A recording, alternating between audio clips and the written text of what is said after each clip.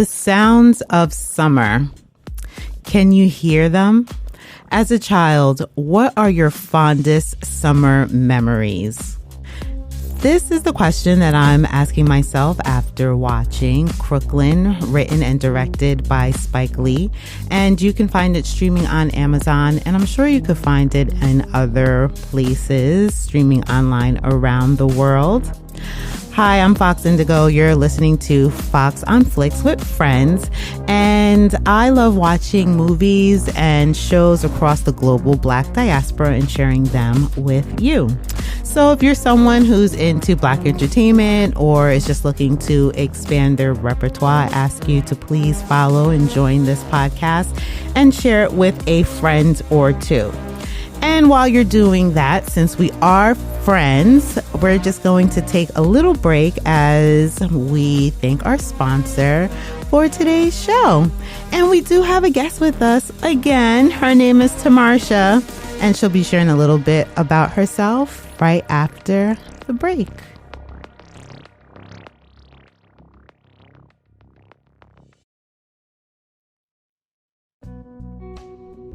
Have you kept up with your herbal health?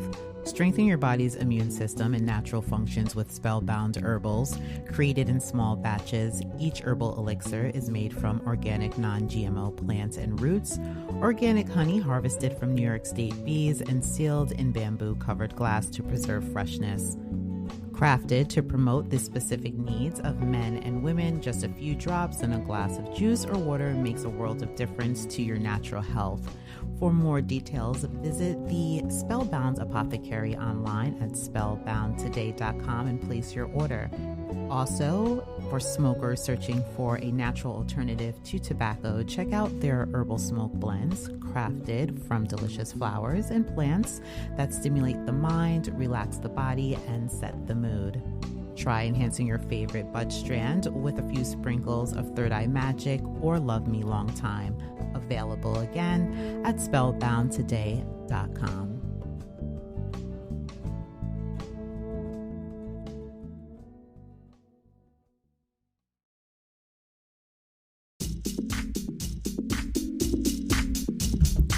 Greetings, friends. Thank you for joining us. I'm Fox Indigo, and you're listening to Fox on Flix with friends. And today we have a guest with us, Tamarsha. If you haven't listened to last week's episode, Tamarsha and I, we're watching old classic Black movies. And the last film that we watched was Soul Food. So if you would like to go back and check that out, we'd really appreciate it. So, Tamarsha, it's nice to have you back again. Yay! Happy to be back. It's the end of the year, so this is our last episode before 2023 begins. And I am happy to have you back. So last time we kind of just jumped into the episode, and I realized we really didn't explore much of who you are as a person. So I would love for you to share some more about yourself. Okay. So my name is Tamarsha. I was originally born in Jamaica. My family moved here when I was 8 years old, and I've lived in the Brooklyn area all my life. So I specifically was raised in Bed-Stuy, so that's why I was oh, look, I know that place, I know that street. It was very nostalgic for me to watch a movie. Okay, so we are reviewing Crooklyn, which is, if you're not from the States, it's just, I guess, another way of saying Brooklyn. Brooklyn, New York, one of the, I guess, best boroughs. I guess it depends who you ask, right? Because some people are like Brooklyn, and then some people are like the Bronx. But whatever, that's a whole nother conversation. So I guess now we can kind of jump into the episode. So again, we watched Crooklyn, and it was written in 1994. It was directed and written by Spike Lee, who is a Black American filmmaker. Very popular. He's written movies like Do the Right Thing, which was his first film that he directed. White Man Can't Jump, which is a big thing. So he did a lot of stuff that dealt with race, but also that dealt with just Black culture and life here in New York City. The movie stars Alfre Woodard. Let's see, Delroy. I just want to make sure I'm giving you guys the right information. So the movie, yes, it stars Alfre Woodard, Delroy, Lindo, and then it is starring, I guess, the breakout star, which is Zelda Harris, who is the main character of the movie. Troy, and her name is Troy. So basically the movie is just about the summer of the mid 1970s here in Brooklyn, which was predominantly a Black neighborhood. But during that time, I guess Brooklyn was kind of like certain areas of Brooklyn were in transition. So you did have Latinos and you did have a few white people that still were in the neighborhood. And it's kind of like a coming of age story about this young girl who's a part of a family of 5. She is, I guess, the second to last of all boys. She's the only girl. She has a mother who's a teacher, and her father is a jazz musician. Yes, he is a jazz musician trying to live his dreams. I feel like... And I was like... I was like, wait, soulful? Yeah, exactly. I'm like, this is kind of a reoccurring theme I'm realizing right now. Men trying to reach for their dreams, career. Right? Yeah. And the women who support them. I don't know what it says. So, usually I just like to go into like, I guess, what did we really take away from the themes of this story? What did I take away? It was like a lot of nostalgia for me because I remember like summertime playing those games, hanging out like at the park and riding your bike down the street and all that stuff. And I was like, oh my God, this is literally my childhood. Yeah. Watching that opening scene for me, I was watching it with my significant other who pretty much grew up sheltered in Manhattan, and he didn't grow up with the Blacks. So there were a lot of things that I saw, the double dutch, a lot of the hand games, the things that they were even saying. I'm like, I know exactly that hand game. I know exactly what they're saying. Red light, green light. I loved seeing that. I'm like, oh my God. Yeah. So I thought that it gave an accurate depiction of Black childhood. Yeah. And to see that, no, there's innocence. There isn't this whole idea of just running the streets and getting into trouble. Like, no, we hung out with our friends. We were on the stoop, again, coming of age, trying to steal, trying to get over, the teasing. Incessant teasing. Yeah. I don't know about you. Like, so I, at one point, grew up in, I would say, like a big family. I had lived with a friend of mine. So she had like 6 other siblings plus me. And then there were like cousins who lived in the house. So for me, it was very nostalgic as far as like picking on each other, teasing each other, doing things that you're not supposed to do. And like your parents like catching you. Another thing that kind of stood out for myself watching this and then thinking about Soul Food that we were watching, just the tension between husband and wife. Yeah. But I still liked the idea that it was a family unit, that it was still a mother and a father raising their family, doing the best that they possibly could. And even though there was tension, there was still support. There was still support, yeah. I think that was like a great message. Because, again, just seeing those positive images that I think people don't associate with Black people. Yeah. Oh. Like, a full family unit with the mom and the dad. Yeah. Still together raising the kids. Like. Yeah. And relatively happy, I guess. Yeah.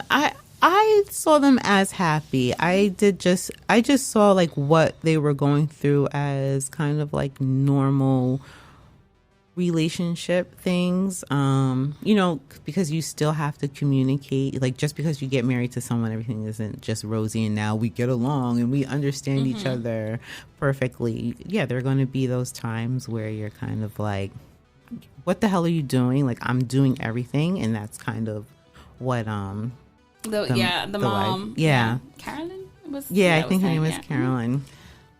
I mean, when she's like, it's understandable. He's pursuing his dreams, and like she feels like she's holding the whole family down, and there's a lot of pressure on her. Because throughout the movie she kept saying, "Oh, she was tired, because she's paying all the bills." And then when he would write a check or whatever, that check would bounce, and next thing you know, the lights is off, and like, right. Yeah, and I didn't realize until they're landlords. Yeah, because they have tenant was Vic or whatever. Upstairs. Yeah, they have the tenant, and also even with that, even though she was the one holding the family down, she still encouraged him. So it wasn't even like really one of those things kind of like in soul food, like, tearing why him down, are you doing this? Stop with this music shit and just like go get a real job and like help their family. Yeah, she wasn't doing that. Yeah, it was more like, I am tired, I do need more help than what you're doing, but I understand like this is what you need, kind of like to feed your soul. Like I know that you're a musician and that like this is what you need. So the movie was not what I thought it was going to be. I don't know. How about you? I don't know what I thought it was going to be, but that wasn't what I thought it was going to be either. Because it was more like a day in the life, It was more like, we're just watching this little family and what they're doing over the summer. There was no, like... Right, they just throw you into the story. You're just, like, there with the family. With Troy for the whole summer, that's it. Like, yeah.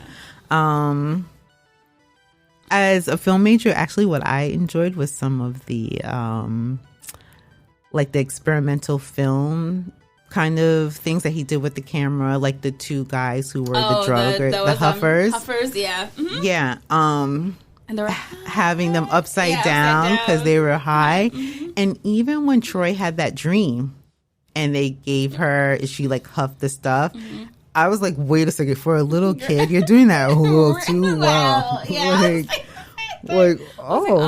Okay. But how they just had her just floating in the air and she's like looking into the camera.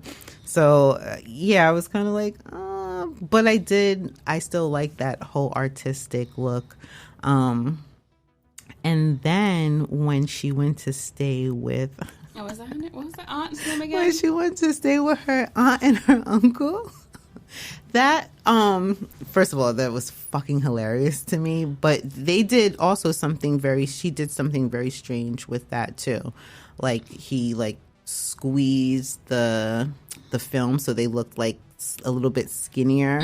Like you just had like this obscure look of her new place in the summer. I don't know if you found this funny, but I really found...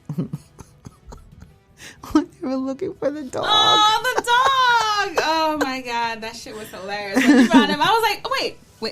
He's gonna get up, right? He's gonna get up? No, he's mad. Well, I thought that they had did something to the dog, so that's where my mind. So I was like, oh, they're probably just hiding him. And then when she pulled out the sofa bed and the dog popped out, I was like, oh shit, he's dead. It was so funny. I was laughing so hard.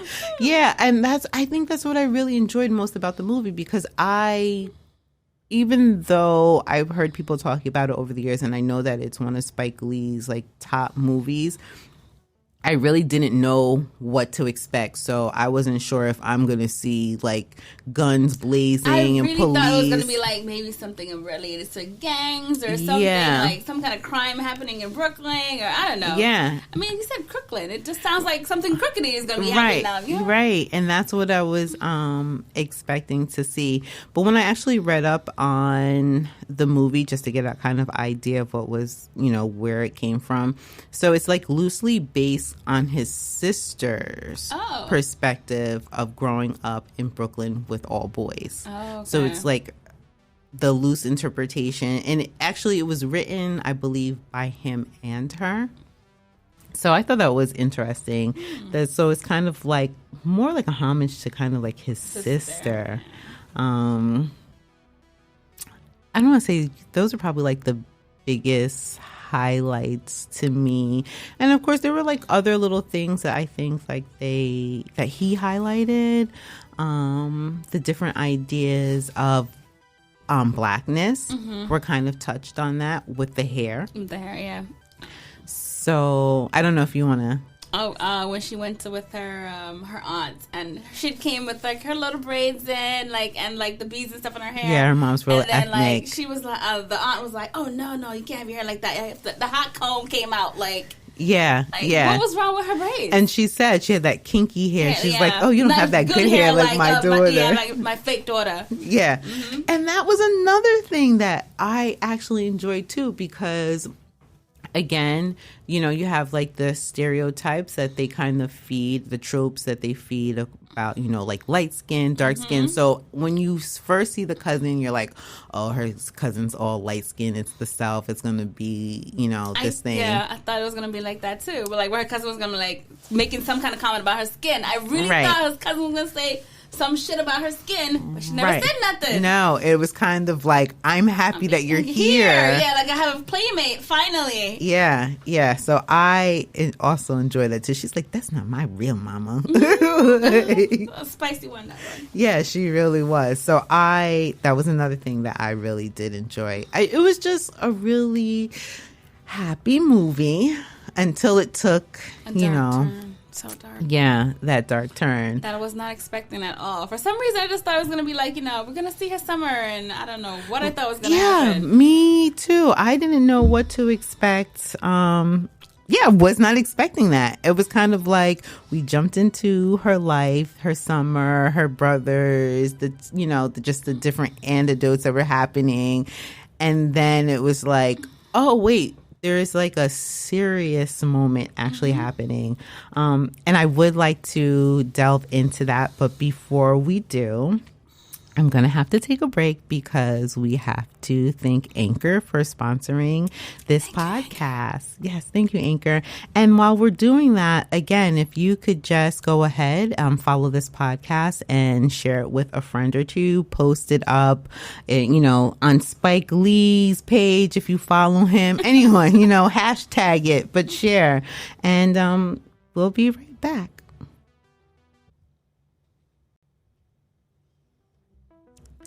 Thank you, Anchor, for that sponsorship. And we're back with Tamarsha. And we are reviewing 1994's Crooklyn, written by Spike Lee. And so before we took the break, we were trying to figure out, like, what were the things we we were talking about how the movie, like, took a complete left turn. So it's this really kind of, like we said, like this fun coming of age movie about like this young girl who's like one of five in a family of all boys, and she goes on vacation and then she like suffers like a big loss. And you're really not expecting it. I don't know, how did you feel? I was so devastated. I'm like, how is this family going to cope? Yeah. Like, really though, how is this family going to cope? And then,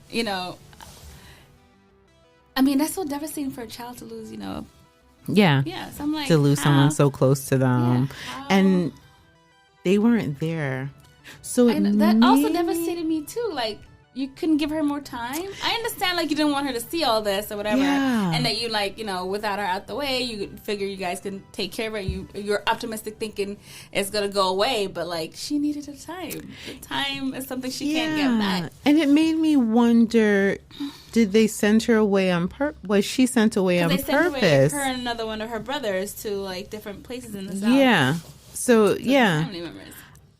Yeah, I was like, so did they know that something was happening and they kind of wanted to spare them? Yeah. But then, or was it something that kind of just happened and it was sudden? If you think about it, the two that they sent away was her and the other one that was the youngest one, was it the right? youngest one? The one that had the broken one that's more like a mama's boy. Yes. Like, I loved him. Yeah, no, he was my favorite too. Like, yeah, so those are the two they sent away. Like the kids that are closer to the mom. Yeah. That was always interesting. I was like, okay. Yeah.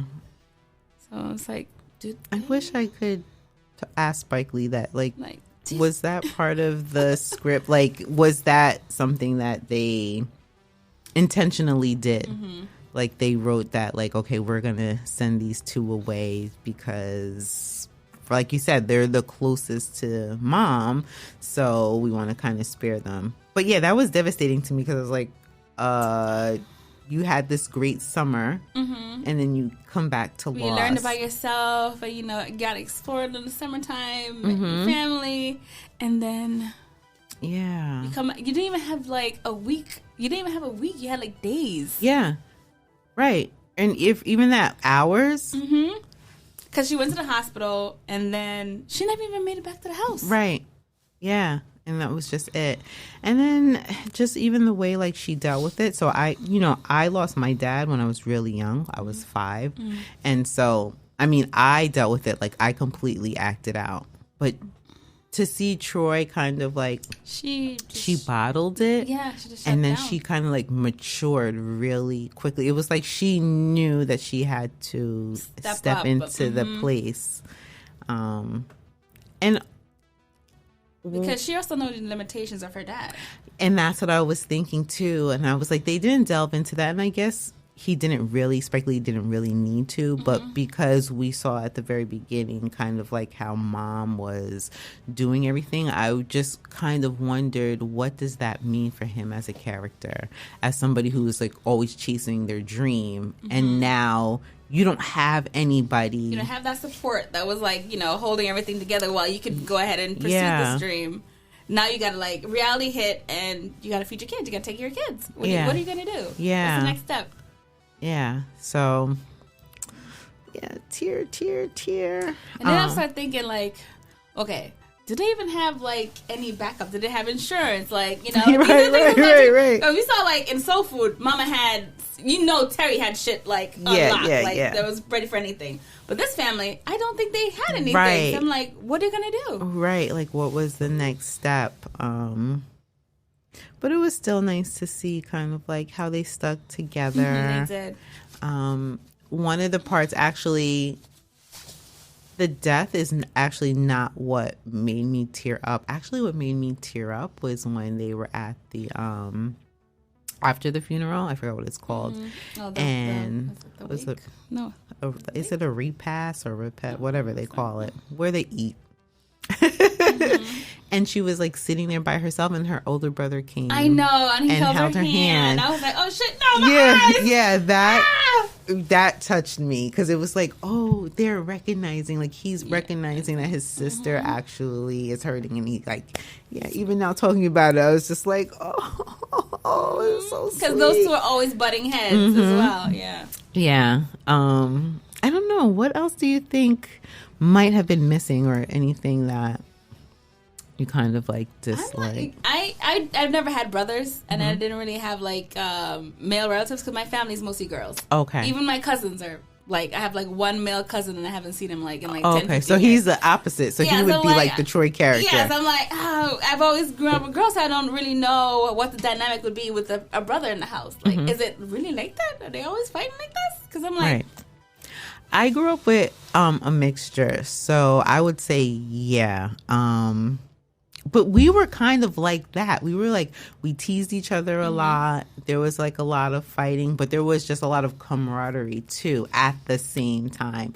And especially when they were sitting down watching the Partridge Family, and they were singing, it kind of brought like nostalgic feelings back of like, because that's what we used to do. We had like this one little ass television, and we would actually watch... We would watch like Xena. Oh, Xena Warrior Princess. That was my shit when I was a kid.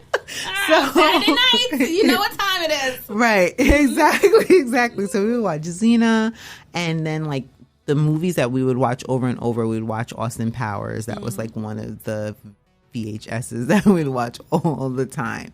So I did like that. I want to say there's probably like very little that I could say I disliked about it, and I'm not upset, but I can't believe it took me so long to watch it and see like, because I've never really cared for Spike Lee movies. I'm just like, but I did. I enjoyed this one. I did too. The one thing I really wish I had an answer to, you know, like the when she got up in the middle of the night and she went and like peed. She peed. Like, why? Someone will explain this to me. I don't understand that. Why? There were random moments, and I think maybe that was a part of the journey of her growing up. Because even when she was in the store, so again, another thing that I'm really liking about exploring like these Black movies, because I think it allows you to kind of like break down tropes and to also break down things like misconceptions that other people have of us, but also of what we have of ourselves. So for me, one of the big things is kind of like the LGBT, the whole gay thing, like Blacks don't accept, gays and LGBT, which I think is in every culture and race. Of course, you have people who are like, no, no, no. But I also feel like for us as a group, that's a really huge misconception. I honestly feel like Blacks, we do accept our gays a lot more than I think we're giving credit for. It's just, especially just watching these movies and seeing RuPaul in the movie. I know, RuPaul isn't. I was like, wait a minute, RuPaul. Right. Like, he's in this movie being RuPaul. Being RuPaul. Like, hello. Obviously, there has to be a sense of acceptance and understanding that these type of individuals exist in our culture, exist every day. And her just like standing there, like, I know, like watching. They're watching like, no, give me 5 minutes. I'm gonna watch this. So I actually, yeah, that's probably one of my fun. I know it's supposed to be things that we wish could be changed, but I actually enjoyed that. But you know what? Maybe they could have just delved into a little bit more of the diversity of the neighborhood. Yeah. You did see like the Latino characters that was there, like her friend, but we didn't know anything. Yeah. And her friend thought her family was rich because they said they had a nice car and they had this brownstone. Yeah, so she thought she was rich. Yes, that was something. And again, the misconception of like how you see yourself, how you see Black people, and right, the girl thinking like, yeah, you're rich, but somebody else watching the movie might be like, this is, Brooklyn. It's the inner city. They live in the brownstone. They don't have that much money. Their power, their electricity's out. So just like the perspective. And so I can appreciate that. So I'm going to recommend this movie. I'm going to say, if you're going to watch an old movie, I say watch it. I don't know. Watch it for the nostalgia and the classic Brooklyn feelings. Yeah. If you've never been to Brooklyn and you need a starting point, maybe that would be. Brooklyn is not like that anymore, but that used to be the old Brooklyn. It was nice. Yeah. Very family. Now it's, a little gentrified, a lot gentrified in certain areas. But I'm sure there's those pockets. I'm sure there's those pockets somewhere. I don't, I'm not in Brooklyn, so you would know better than I would know. All right. That area where I used to live is completely different from when I was a kid. Completely different. All the former tenants are ran out of the neighborhood, so it's not looking like how it used to look. Oh, okay. So those few white people that we saw in Crooklyn and stuff, they're not there anymore. Yeah. Too much. Oh, bye, too many Black people. Oh. Yeah. Okay. Well, I guess we've been here for almost a half an hour now, and I think that we've shared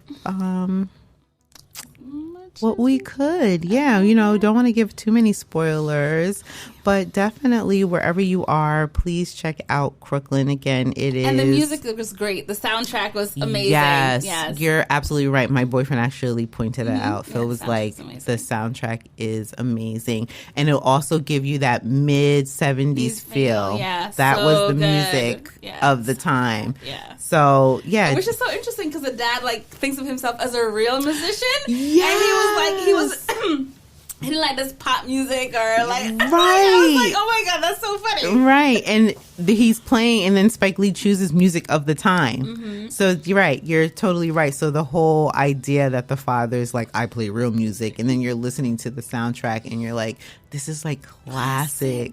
He's like, no, this is crap. Sir? Yeah, you might want to rethink that. So wherever you are around the world, again, my Germany family, my Netherlands family, hello. Who else? I have, Germany. I had a little bit of Korea. I don't know why you guys are listening, but I'm not telling you to stop. United Kingdom, a little bit of South Africa. So guys, wherever you are, please look up Crooklyn. Definitely watch this movie if you want like a true idea of what it was in the mid-70s for a black family, a whole black family, and get a better idea. Definitely start there. And also don't forget to check out Soul Food, which is another, perspective of a black family in Chicago. So that's more like the north Midwest, Crooklyn is the East Coast. So you get to see there is some diversity. And I hope like as we explore these movies more and more, we'll get to... I just hope there's not another mom death or something. I know, right? It's like, is this the theme? What's happening? Exactly. Not tonight, no. Right. All right. Well, we have reached the end, friend. Again, I would like to invite you to follow and share this podcast. Again, you're listening to Fox on Flix with Friends. So join the Fox Den. Give us encouragement. We need your encouragement. And also, if you could give us some suggestions. Again, Tamarsha and I were reviewing classic old black movies. And we've decided we're going to watch a black Western called Posse. It was written in 1993, and I believe it stars Mario Van Peebles. Now, we saw some white faces. So, too many white faces. But it was too many to think that this could be a black movie, but it says it's a classic black movie. Mm-hmm. So we're going to watch it and review, and we'll come back and share with you what we actually think. So hopefully we're choosing the right movie. So again, just please comment, leave a voicemail, because you are able to do that on Spotify. Share this review, and please give us some recommendations.